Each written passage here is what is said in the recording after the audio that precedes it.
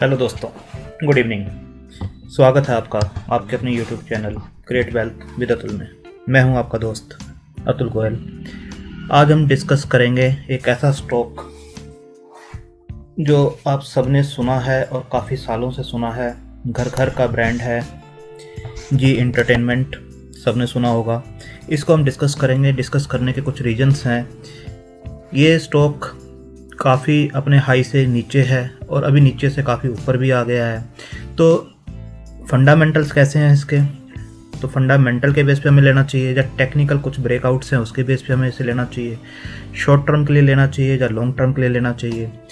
क्या इसके टारगेट्स बनते हैं और कितनी जल्दी ये वो टारगेट्स को दे सकता है? डाउन साइड रिस्क कितना है इसके अंदर? क्या कंसोलिडेशन हुआ है इसके अंदर? क्या एक्विजिशंस हैं इसके अभी जो न्यूज़ में ये चल रहा है? और क्या प्रमोटर होल्डिंग है इसकी? ये सब हम आने वाले टाइम में डिस्कस करेंगे, क्योंकि जो भी मार्केट में अपॉर्चुनिटीज़ होती हैं पैसा कमाने के लिए, वेल्थ बनाने के लिए, उसको देखना चाहिए। और फंडामेंटली स्ट्रॉन्ग कंपनीज जिसके अंदर हम पैसा लगाते हैं वो आपका लॉन्ग टर्म के लिए होना चाहिए। और ऐसी कंपनी जिसके अंदर शॉर्ट टर्म में भी अगर आप पैसा कमा सकते हो उसमें 5-7-10% पैसा लगाना चाहिए। और छोटी कंपनी छोटा पैसा लगाना चाहिए। टेक्निकल ब्रेकआउट, स्विंग ब्रेकआउट, जो इस टाइप की जो पॉलिसीज़ होती हैं उसके ऊपर भी हमें चलना चाहिए। छोटा छोटा पैसा लगा के अपने पोर्टफोलियो को एक अल्फ़ा जनरेट करने के लिए ज़रूर देना चाहिए। तो इसको हम डिस्कस करते हैं जी एंटरटेनमेंट को। ये इसी टाइप के एक ब्रेकआउट पे खड़ा हुआ है, काफ़ी कंसोलिडेट इसने किया है और काफ़ी इंटरेस्टिंग स्टॉक है। तो ये वेबसाइट है इसकी जी एंटरटेनमेंट की, एंटरटेनमेंट अनलिमिटेड। आप सब ने सुना है, सीरियल्स देखे हैं और चैनल जो चल रहा है वो भी आपने इसका देखा है। जो प्लेटफार्म्स हैं इनके ब्रॉडकास्ट करते हैं, डिजिटल में भी हैं, मूवीज़ में हैं, म्यूजिक में हैं। तो ये सब आपने देखा है। इनके सीरियल्स को अच्छी तरह पहचानते हैं, जानते हैं, देखे हैं आपने। तो 100+ इनके चैनल्स हैं, 10+ लैंग्वेजेज में ये आते हैं। 260+ जो है 2,60,000+ आवर्स हो चुके हैं। 150+ जो एक्सक्लूसिव ओरिजिनल्स इनके वो हैं। 48 hours 100 hours plus movies, 1.3 billion viewers, 190+ countries. आप देख सकते हैं कि काफ़ी स्ट्रेंथ है कंपनी के अंदर। बट ये शेयर अपने लाइफ टाइम हाई से क्यों नीचे काम कर रहा है इसको भी हम देखेंगे। आप इनकी वेबसाइट देख सकते हैं, काफ़ी अच्छी वेबसाइट है और फैक्ट्स हैं ये जो ये इन्होंने दिखाए हैं। कुछ भी इसके अंदर गलत चीज़ नहीं लगती है। काफ़ी पुराना चैनल है, एक बार वही भी देख लेते हैं कब ये बना जी एंटरटेनमेंट। आप देख सकते हैं फाउंडर जो थे सुभाष चंद्रा जी थे, सब जानते हैं इनको। फाउंडेड 15 दिसंबर 1901। तो 29-30 साल पुराना ये चैनल है। हेडक्वार्टर मुंबई, सब्सिडरी जो है डिश टीवी, मार्गो नेटवर्क लिमिटेड। और सुभाष चंद्रा जी जो अभी कंट्रोवर्सीज में रहे हैं जिसकी वजह से इसका शेयर प्राइस पे भी काफ़ी इम्पैक्ट आया है। तो अभी देखेंगे न्यूज जैसे उनको साइड में किया गया है उसके प्रमोटर ग्रुप से। तो अभी प्राइस पे हम बात करते हैं जी एंटरटेनमेंट इंटरप्राइजेज का। 225 रुपये के आसपास ये ट्रेड कर रहा है BSE पर। 225 रुपये 25 पैसे पर NSE पे ट्रेड कर रहा है। वॉल्यूम्स इसके अंदर काफ़ी हाई रहते हैं। 12,81,000 BSE पर हैं। 5 डे एवरेज भी 13 लाख के आसपास की है। और इस पर देखेंगे NSE पे 2,36,00,000 के आसपास के करोड़ जो शेयर हैं आज इंट्राडे में ट्रेड हुए हैं। और 2,46,000 के आसपास का एवरेज रहता है 5 डे का। तो इंट्राडे में जो ट्रेड करते हैं जिनको वॉल्यूम्स अच्छे चाहिए होते हैं उनका भी फेवरेट जो है स्टॉक बना हुआ है। और स्विंग ट्रेडिंग के लिए भी जो लोग लेते हैं 2-4-5 दिन रखते हैं तो उनके लिए भी अच्छा ये स्टॉक बना हुआ है। आज देखेंगे तो इंट्राडे में 216 रुपये का इसने लो बनाया, 216 रुपये 80 पैसे का। और जो हाई है 230 रुपये 65 पैसे का आसपास बना है। आज थोड़ा प्रेशर में था स्टॉक, 0.29% जो है डाउन बंद हुआ है। अगर 52 वीक हाई को लें तो 304 रुपये 70 पैसे है और लो जो है 114 रुपये अभी कोविड टाइम पर इसने बनाया है। अगर डेली चार्ट पे देखें तो टेक्निकली जो है वेरी बुलिश नज़र आता है ये, और वीकली पे देखें तो बुलिश नज़र आता है, और मंथली पे देखें तो वेरी बेरिश नज़र आता है। अगर एक और मार्केट कैप को भी इसकी देख लें हम तो 21,640 करोड़ की इसकी जो मार्केट कैप है, जो मिड कैप सेगमेंट में आता है। डिविडेंड जो देता है अपना फेस वैल्यू जो इसकी एक की है उसके ऊपर 30% का डिविडेंड देता है, जो कि बनता है डिविडेंड यील्ड 0.13, जो कि बिल्कुल भी अट्रैक्टिव नहीं है, बिल्कुल भी इंप्रेस नहीं करता है। डिलीवरी जो जा रही है 12.62% के आसपास की जा रही है। 3 डे जो है 14% की, 5 डेज की देखें तो 16%, 8 डेज की भी देखें तो 15% की। यानी कि इंट्राडे ट्रेडिंग इसके अंदर काफ़ी हो रही है। जो डिलीवरी परसेंटेज होती है, जो पूरे दिन में वॉल्यूम्स ट्रेड होते हैं, जैसे मैंने आपको बताया अभी, जो वॉल्यूम्स ट्रेड हुए हैं आज 2,36,00,000 के आसपास के जो वॉल्यूम ट्रेड हुए हैं, उसमें से सिर्फ 12.62% की ही लोग अपने घर पे इसकी जो डिलीवरीज लेके गए हैं, बाकी सब इंट्राडे में क्लोज हुए हैं 3 सवा 3 के आसपास। तो काफ़ी इंट्राडे ट्रेडिंग चलती है इसके अंदर, तो वॉल्यूम जो है काफ़ी ज़्यादा है, डिलीवरीज बहुत ही कम है। तो अगर इंडस्ट्री पी देखें तो 28.73 की है, इसकी अपनी जो पी है 78.76 पे काम कर रहा है। ठीक है, मार्केट अपने सेक्टर का लीडर है, इसके बाद सन टीवी आता है, बट प्रीमियम जो है वो बहुत ज़्यादा है, क्योंकि इसके जो ईपीएस है 2.86 है। रिजल्ट्स काफ़ी ख़राब रहे हैं इसके पिछले कुछ क्वार्टर्स के, जिसकी वजह से ईपीएस पे इम्पैक्ट आया है। ईपीएस अगर कम जाती है तो ऑब्वियस है पीई काफ़ी बढ़ जाएगी। जैसे जैसे रिजल्ट इंप्रूव होंगे, ईपीएस इंप्रूव होनी स्टार्ट हो जाएगी और ईपीएस अपने आप ही डाउन आनी स्टार्ट हो जाएगी। तो आने वाले टाइम में देखेंगे जो इनका बिजनेस कैसे ग्रो करता है, तो ईपीएस कैसे ग्रो करती है और पी कैसे डाउन आती है, तो इंडस्ट्री पी से कैसे ये मैच करता है। अभी हम अपनी एक और चेकलिस्ट देख लेते हैं टिकर टेप साइट पर, कि इन्वेस्ट करने से पहले जो हमारी एक चेकलिस्ट होती है उस पर ये कैसे खरा उतरता है। जो इसकी फेयर वैल्यू है अभी बता रहे हैं, ये उससे मोर देन अपनी जो करंट प्राइस है इसका ज़्यादा है इसकी फेयर वैल्यू से। रिटर्न वर्सेस एफडी को देखें तो इसने जो कंपेयर करें इसकी जो रिटर्न्स हैं अगर बैंक एफडी से, तो बैंक एफडी से कहीं अच्छी इसने रिटर्न्स बना के दी है अपने शेयर होल्डर्स को। डिविडेंड रिटर्न जैसे मैंने बताया बिल्कुल भी अट्रैक्टिव नहीं है। एंट्री पॉइंट बता रहे हैं good time to consider as it is not in the overbought zone. Overbought zone होता है जहाँ पर RSI बहुत ज़्यादा हाई हो जाए या फिर बहुत ज़्यादा सप्लाई हो जाए और एक ओवरबॉट जोन में चला जाए, तो वहाँ से क्रैक्शन होने के या नीचे आने के चांसेस बहुत ज़्यादा रहते हैं। बट इसमें ऐसा कुछ नहीं है, इसमें ओवरबॉट जोन में नहीं है। गुड टाइम टू कंसीडर है एंट्री करने के लिए। टीवी चैनल एंड ब्रॉडकास्टर जैसे मैंने आपको बताया इस सेक्टर में ये काम करता है। मिड कैप की ये कंपनी है, 154 इसका रैंक है।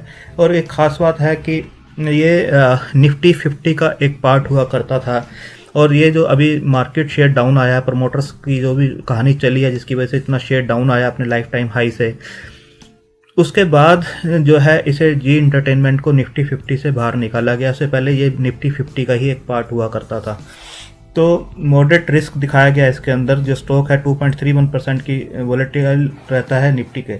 मॉडरेट रिस्क इसलिए दिखाया गया क्योंकि इसके अंदर वोलेटिलिटी बहुत ज़्यादा रहती है, बहुत ज़्यादा मोमेंटम रहता है इसके अंदर।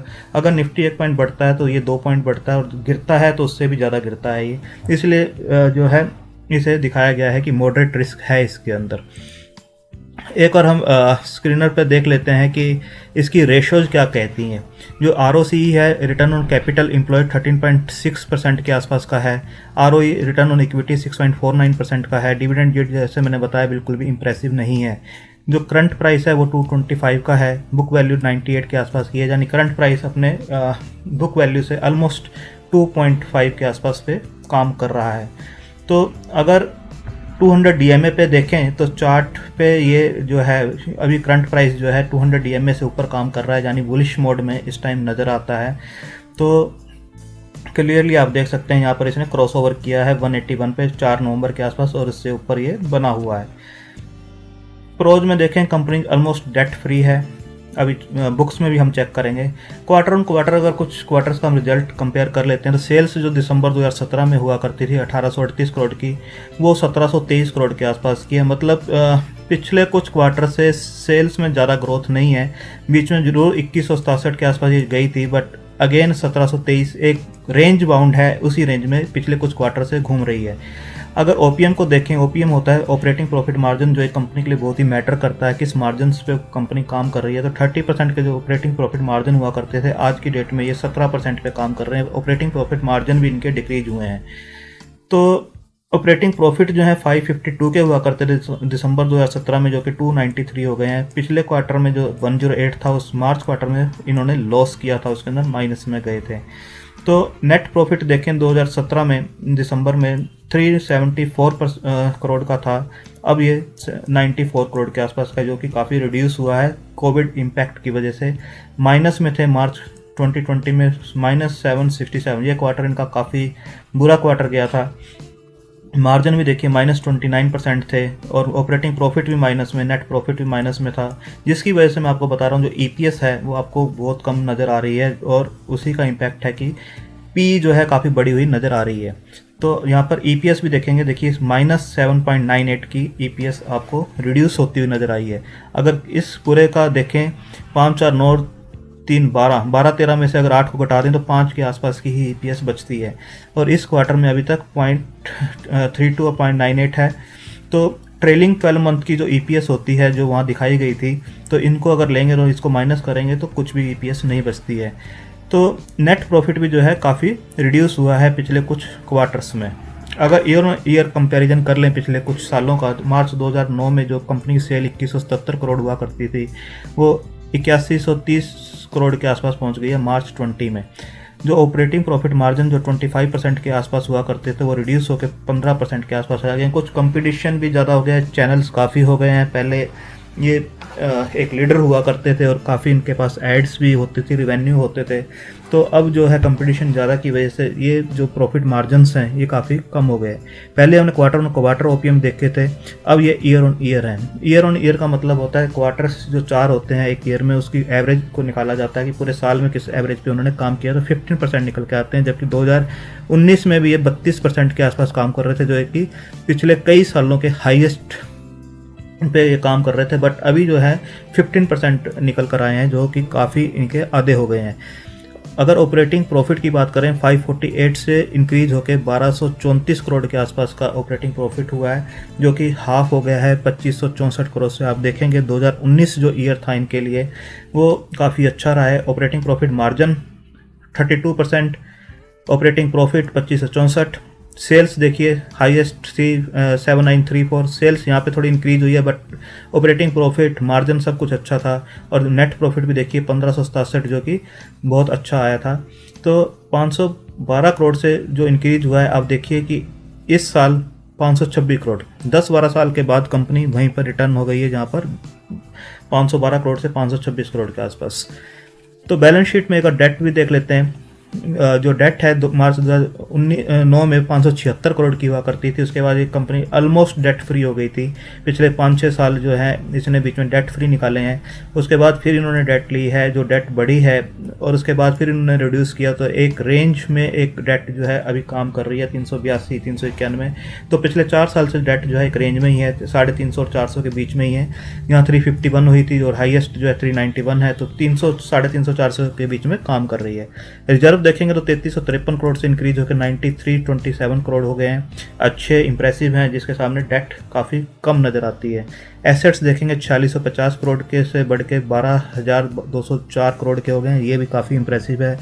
डेट निग्लिजिबल है, मैनेजेबल है, निग्लिजिबल है। और अगर इंटरेस्ट भी आप देखेंगे तो 112 करोड़ के आसपास का जो है इंटरेस्ट अभी जा रहा है। तो पहले 145 था, अब 112 के आसपास जा रहा है। तो डेट भी देखेंगे कि निग्लिजिबल है, मैनेजेबल है। तो एक और शेयर होल्डिंग पैटर्न्स को भी हम चेक कर लेते हैं। पिछले कुछ क्वार्टर्स का जो है प्रमोटर्स के पास जो 43.07% की होल्डिंग हुआ करती थी, वो आप देखेंगे दिसंबर 2018 तक इन्होंने मेंटेन किया है।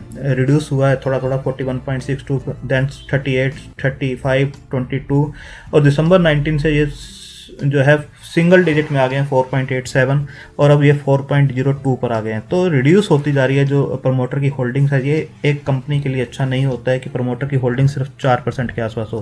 पर अच्छी बात यह है कि एफआईआई के पास ये होल्डिंग, मेजर होल्डिंग जो है, एक वीक हाथों में नहीं होनी चाहिए। रिटेलर्स के हाथ में अगर होती है तो वो काफ़ी वीक मानी जाती है। अभी एफआईआई ने जितना इन्होंने बेचा है और इतना उन्होंने अकोमुलेट किया है, 42% से इंक्रीज होकर 66% के आसपास इनकी होल्डिंग पहुंच गई है।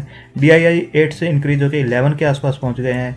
और गवर्नमेंट के पास है जो पहले 0.16 थी, अभी भी 0.15 के आसपास बनी हुई है। पब्लिक के पास जो है 6.27 थी, अभी 18 के पास आपको दिखाई दे रही है। बट इसके अंदर आप देखेंगे जो OFI ग्लोबल चाइना फंड है उसके पास ही 10.14% की होल्डिंग है, एक स्ट्रॉन्ग हाथ में है मतलब। तो जनरल पब्लिक के पास, जो रिटेलर्स के पास है, आप जैसे हम जैसे लोगों के पास जो है वो 8-8.5% के आसपास की होल्डिंग बचती है, जो कि कम है। बाकी सब एक स्ट्रॉन्ग हाथों में। प्रमोटर का मेन कंसर्न है कि इनके पास होल्डिंग बहुत ही कम है। FII ने अच्छा माल ले रखा है और अच्छा माल ले रखा है, इसलिए ले रखा है क्योंकि इनको आगे फंडामेंटल्स इंप्रूव होते हुए नज़र आ रहे हैं, क्योंकि मीडिया इंडस्ट्री काफ़ी टाइम से एक स्ट्रेस में चल रही है और ये हो सकता है आने वाले टाइम में आपको अच्छे रिटर्न्स देने का दमखम रखे, ये सेक्टर इंप्रूव करे जैसे जैसे डिजिटल सब चीज़ें हो रही हैं और रेवेन्यूज जो है ऐड से आ रहे हैं, सब कुछ चल रहा है सही, तो उसके थ्रू हो सकता है आने वाले टाइम में जो ये जो सेक्टर है अच्छा परफॉर्म करे, इसलिए एफआईआई ने इसमें अच्छा माल उठा रखा है। पब्लिक के पास सिर्फ 8-8.5% की होल्डिंग है। अभी आप देखेंगे ये स्टॉक क्यों न्यूज में था। Zee entertainment to acquires Zee studios film production business, here's what it means for the company stock. इसकी जो वैल्यू है जी स्टूडियो की, जिसको इन्होंने एक्वायर किया है जी एंटरटेनमेंट में, इस कंपनी को एक्वायर करने का क्या मतलब है, क्या इसकी वैल्यूज हैं, क्या मीनिंग है इस कंपनी के लिए, आप क्लियरली दे सकते हैं। The board of G Entertainment has approved the acquisition of film production and distribution business from G Studios, a wholly owned subsidiary, for a cash consideration of 275 crore. आप देख सकते हैं कि इसने अप्रूव कर दिया है, एक्विजिशन करना है जी स्टूडियो जो कि एक फिल्म प्रोडक्शन एंड डिस्ट्रीब्यूशन के बिजनेस में है। 275 करोड़ कैश कंसिडरेशन में ये सारा कुछ होगा। ऑन वैल्यूएशन जो इलारा कैपिटल के करण बताते हैं वैल्यूएशन पार्ट पे, the valuation that they have given is primarily because Zee studio is becoming much more larger in terms of size. काफ़ी बड़ा हो गया है Zee studio in terms of size. The kind of content they are making, the kind of films they are making, जो content बना रहे हैं, जो फिल्म्स बना रहे हैं, वो मीडियम प्रोजेक्ट से लेकर लार्ज प्रोजेक्ट तक की हैं। तो जो प्रीमियम से जा रहे हैं वो 275 करोड़, जो काफ़ी हेल्दी हैं। उसके रीजन्स हैं, उसके पीछे रीजन्स यही हैं कि वो अच्छे प्रोजेक्ट्स कर रहे हैं, अच्छी फिल्म्स कर रहे हैं, प्रोडक्शन हाउस अच्छा चला रहे हैं, तो ये रीजन्स वो बता रहे हैं। तो आप इस न्यूज़ को देख सकते हैं, ये इसके रिवेन्यूज़ को भी बढ़ाएगा और ये काफ़ी इनसे मिलता हुआ सेगमेंट है और इनके मार्जिन्स भी इससे बढ़ेंगे। अब आपको दिखाते हैं जी एंटरटेनमेंट के जो टारगेट्स एडलवाइस ने दिए हैं वो 299 के दिए हैं। ये कह रहे हैं आने वाला टाइम अच्छा ग्रोथ कर सकता है और इनके टारगेट्स जो हैं 299 के बनते हैं। Zee entertainment share price gain 2% after CLSA retains buy, इनका भी जो इसके ऊपर है ये देख सकते हैं। With ad spending and viewership bouncing back, the stock offers value at current prices, global research share. इनके जो प्राइसेस निकल के आते हैं, जो टारगेट्स हैं, इनकी भी बाय कॉल है इसके ऊपर CLSA की, और 280 पर शेयर का ये प्राइस दे के चल रहे हैं। इन्होंने जो प्राइस दिया था 299 का था, इनका जो प्राइस निकल के आता है 280 का है। तो अभी जो प्राइस चल रहा है आपको मैंने दिखाया था, बहुत ही कम जो है प्राइस चल रहा है, 224 के आसपास, 25 के आसपास चल रहा है। तो क्लियरली आप देख सकते हैं दो फंड हाउसेज का। और ICRA जो एक रेटिंग एजेंसी है, उनका कहना है कि TV broadcasters improving faster than expected. इनको जो उम्मीद थी कि इनका रेवेन्यू डाउन जाएगा क्योंकि एड्स पे काफ़ी इम्पैक्ट आ रहा है जो रेवेन्यू पे, तो वो काफ़ी स्ट्रांगली बाउंस बैक किया है। Many TV broadcasting groups have reported a bounce back in their advertising revenue which is used to account for a around 60 to 65 industry revenue during the latest festival season. जो अभी festival season गया है उसके अंदर काफ़ी अच्छा bounce back किया है। और जो advertising revenue witness a good traction during the festive season and most of the TV broadcaster witness an uptick in ad rates in Q3 financial 2021 is said referring to the period from October to December. आप देख सकते हैं काफ़ी अच्छा pickup हुआ है उसके अंदर। तो आने वाला टाइम बता रहे हैं कि जो सब्सक्रिप्शंस हैं, जो एड्स हैं, जो रिवेन्यूज हैं, वो इंक्रीज होंगे जो पिछले कोविड की वजह से इम्पैक्ट हुए थे। और आने वाला टाइम जो है सेक्टर अच्छा कर सकता है, रिवेन्यूज अच्छे आ सकते हैं। डिजिटल मार्केटिंग आपको पता ही है कितनी स्ट्रॉन्ग है, एड्स कितनी स्ट्रॉन्ग चलती है, प्रोडक्ट जो प्रमोशंस होती हैं, तो इनका रिवेन्यूज आने वाले टाइम में दौरा पिक कर रहा है। आप ये देखेंगे वाई केडिया, जो BJ केडिया है, आप सब जानते होंगे जो मार्केट में है BJ Kedia. Why BJ Kedia invested in Zee entertainment, ये आप पढ़ सकते हैं, आप गूगल कर लीजिए तो आप देख सकते हैं इन्होंने भी इसके अंदर इन्वेस्टमेंट किया था। अब होल्डिंग है या नहीं, क्योंकि इनका नहीं पता चलता है कब होल्डिंग ये निकालते हैं कब लेते हैं, बट इन्होंने इसके अंदर इन्वेस्ट किया था, ये आप गूगल कर सकते हैं। अभी हम चार्ट पे देख लेते हैं कि चार्ट पे ये शेयर जो था आप देखेंगे 2018 में जैसे मैंने बताया 600 के आसपास ये काम किया करता था, बट उसके बाद ये शेयर पे प्रेशर आया है। आपको मैं ईयर एक और मंथली चार्ट पे दिखाता हूँ कैसे कुछ सालों में स्टॉक चला है। अगर 2011-12 में देखेंगे तो यहाँ पर स्टॉक जो है 120-25 रुपये के आसपास काम किया करता था। उसके बाद ये शेयर 5 गुना हुआ है 2011-12 से चल के 5 गुना शेयर ने रिटर्न दिए थे 2018 तक, यानी 5-6 सालों में स्टॉक ने 5 गुना रिटर्न दिए थे। उसके बाद जो प्रमोटर्स के डिस्प्यूट्स आए हैं सामने, उसके बाद ये शेयर जो है 600 से टूट के लगभग 114 रुपये तक पहुंच गया था। अब इसे डेली चार्ट पे एक और मैं दोहरा लगा रहा हूं और आप देखिए कोविड के टाइम पर जो शेयर जो ट्रेड किया करता था वो ऑलमोस्ट यहाँ पे ट्रेड किया करता था 277-78 के आसपास और 285-300 के आसपास ट्रेड किया करता था। उसके बाद ये थोड़ा डाउन आया और कोविड के टाइम पर ये बिल्कुल डाउन आया और 114-15 के इसने लो बनाए। यहाँ पर देखिए 114-15 के इसने लो बनाए। उसके बाद धीरे धीरे रिकवर किया है स्टॉक। रिकवर करने के बाद जो है 208-9 तक ये पहुंच गया था बहुत ही जल्दी। आप देखिए वी शेप की ऑलमोस्ट रिकवरी है और ये पहुंच गया था जून में ही लगभग 228-30 के लेवल को इसने टच कर लिया था।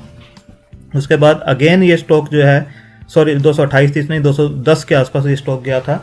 तो उसके बाद अगेन स्टॉक में जो है करेक्शन आई और ये स्टॉक जो है दोबारा 135 के लेवल पर गया। आप एक चीज़ ध्यान देंगे, ये स्टॉक ने जो पहले का लो था उसको टच नहीं किया है। जो 117-18 के आसपास का लो बना था 114 का, 25 मार्च को जो लो बना था 114 का, उसके बाद शेयर गया है 210 तक। विद इन 2 और 3 मंथ ही ये वहाँ तक पहुँच गया था ऑलमोस्ट। और उसके बाद जो शेयर में फिर करेक्शन आई है, आप देखेंगे शेयर ने 135 रुपये के आसपास का लो बनाया है बट 114-15 को टच नहीं किया है।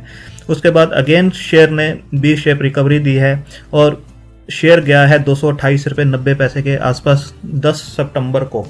तो देख सकते हैं यहाँ से फिर अगेन एक शार्प मूव दिया है 3 अगस्त से 10 सितंबर, लगभग 1 महीने के अंदर ही ये शेयर द्वारा 135-40 रुपये से उछल के 228 रुपये के आसपास पहुंच गया था, 224-225 के आसपास पहुंच गया था। और आप देखेंगे इस हाई को इसने यहाँ पे ब्रेक किया था और उसके बाद अगेन इसके अंदर करेक्शन आई तो बट इसने इस लो को नहीं टच किया, एक नया लो बनाया जो कि पिछले लो से ऊपर था, 175 के आसपास का लो बनाया इसने। अब आप देखेंगे यहाँ पर लो बनाया 114-15 के आसपास, ऊपर गया, नीचे आया बट इस लो को टच नहीं किया, एक हाई लो बनाया, फिर ऊपर गया, अपने इसको ब्रेक किया, करेक्शन हुई बट इस लो को टच नहीं किया जो कि 137-38 के आसपास का बनता था, 175 का इसने लो बनाया।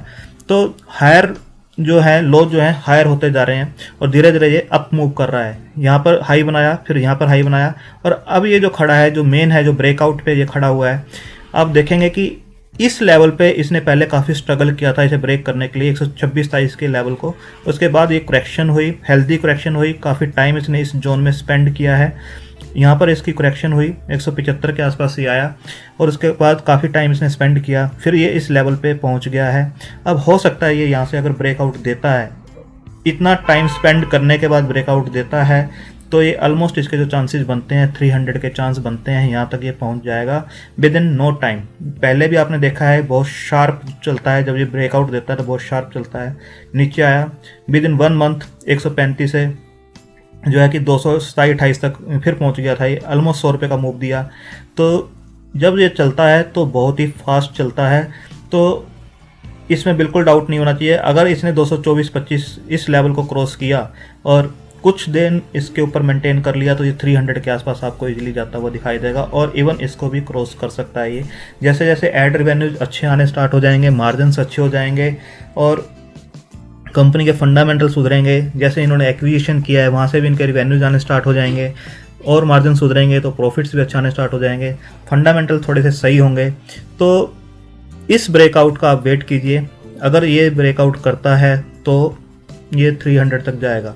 अब जो लॉन्ग टर्म के लिए रखना चाहते हैं लॉन्ग टर्म के लिए रख सकते हैं, क्योंकि आने वाले टाइम में मीडिया सेक्टर चलेगा, क्योंकि ये काफ़ी टाइम से स्ट्रेस में है जो सेक्टर है और ये कंपनी स्पेशली काफ़ी स्ट्रेस में है। एफआईआई का आपने देखा कितना माल उन्होंने उठा रखा है, कितने शेयर्स होल्डिंग है और डाउन साइड इसके अंदर जो बनता है वो ऑलमोस्ट 175 रुपये के आसपास का स्ट्रॉन्ग इसने अपना रेजिस्टेंस बनाया, सपोर्ट जोन बनाया हुआ है। यहाँ पर बनाया हुआ है 195 के आसपास का और देन 172 के आसपास का। अगर ये शेयर नीचे आता है, मार्केट अपने लाइफ टाइम हाई पे चल रही है, करेक्ट करती है, ये भी करेक्ट करता है, तो ये 200 और 190 के आसपास बिल्कुल आ सकता है। बट डाउन साइड इसके अंदर बहुत ही कम है, और अगर ये ब्रेकआउट देता है यहाँ से तो 300 के भी लेवल आपको दिखा सकता है। तो डाउन साइड जो है 20-25 रुपये के आसपास की ज़रूर है, क्योंकि यहाँ पर ये बिल्कुल ब्रेकआउट पे खड़ा हुआ है। ब्रेकआउट नहीं होता है, फेल होता है, तो ये ज़रूर नीचे आएगा, पर इस लेवल को टच नहीं करेगा जो इसका पिछला रिकॉर्ड बताता है, क्योंकि ये हायर लोज बना रहा है। यहाँ पर लो बनाया, फिर हाई बनाया, फिर हाई बनाया, देन अगेन हाई बनाया। तो अब ये हो सकता है कि यहाँ कहीं पर आए और यहीं से ये करेक्ट करे या टाइम स्पेंड करे और उसके बाद ब्रेकआउट दे और 300 की ओर जाए। तो इमीडिएट टर्म से हमारे 300 जो बनते हैं, टारगेट्स बनते हैं, अगर 2 या 3 साल के लिए इसे रखते हैं, और आने वाले टाइम में ये इंडस्ट्री भी इम्प्रूव करेगी, एवरग्रीन इंडस्ट्री है, चलने वाली इंडस्ट्री है, और ये 600 के लेवल भी दिखा सकता है, यहाँ से डबल होता हुआ भी दिखा सकता है आने वाले 2 या 3 सालों में। तो अपने फाइनेंशियल एडवाइज़र से एक बार ज़रूर एडवाइस लीजिए इस शेयर के बारे में। पैसे लगाने से पहले पैसा इतना ही लगाइए कि रात को नींद अच्छी आ जाए, इतना पैसा मत लगाइए कि डबल होने के लालच में आप ज़्यादा पैसा लगा दें। पैसा डाइवर्सिफाइड होना चाहिए इन्वेस्टमेंट में। छोटी कंपनी में छोटा पैसा, टेक्निकल ब्रेकआउट पे वैसा ही पैसा लगाया जाता है। जब कंपनी का फंडामेंटल इंप्रूव होने लगते हैं, रिजल्ट अच्छे आने लगते हैं, उसके बाद उसके अंदर ज़्यादा पैसा लगाया जाता है। तो आप इसे ऑब्जर्व कीजिए, वॉच लिस्ट में लगाइए और धीरे धीरे इसे अकमुलेट कर सकते हैं। डाउन साइड कम है, अपर साइड अच्छे बनते हैं ब्रेकआउट के बाद। थैंक यू, धन्यवाद।